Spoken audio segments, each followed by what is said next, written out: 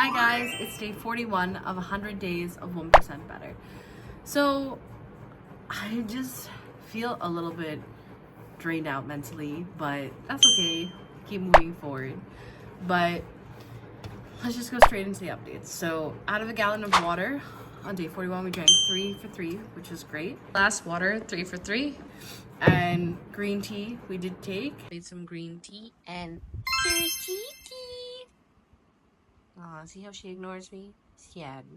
As well as we took our vitamins. So I did spend time with prayer and God, and I'm gonna pray the rosary and read the Bible and also read 5 pages of Lead Feelings. I read Ezekiel 39, 1-5.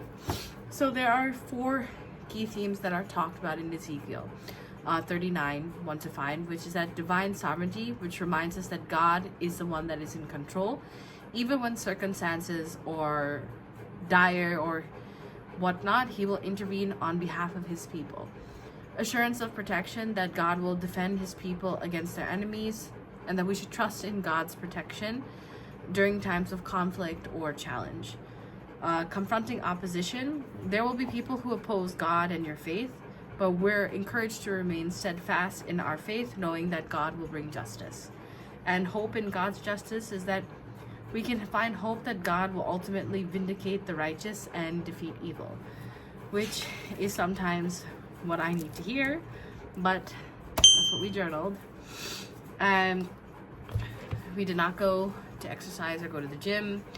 We did read pages 155 to 165 pages of Lead Feelings, and what we learned was that we have to develop the ability to assess realistic risks associated with habits and procedures when we try to intervene in something.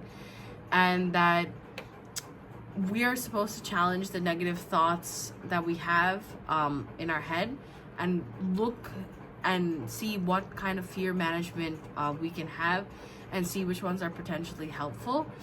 And it also talks about how if there's any fear-provoking topics or things that maybe cause you to have anxiety, to view them from a lens of humor, to prevent others from influencing that anxiety, or you even influencing yourself with that anxiety.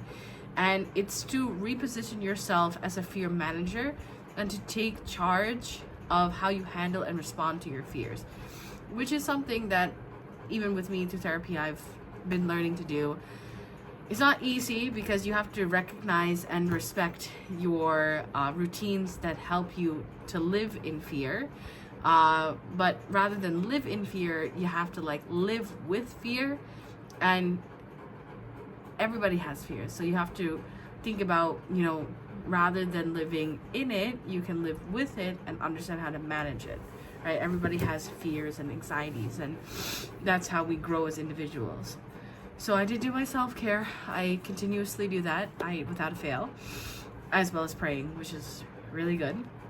And out of 10,000 steps, I did about 4,500, and I did 200 calories, and I did meditate. So out of a total of 8 habits, I did 6, which is 75%, which is my medium level value. If I'm being honest with you, these days have been quite challenging for me mentally.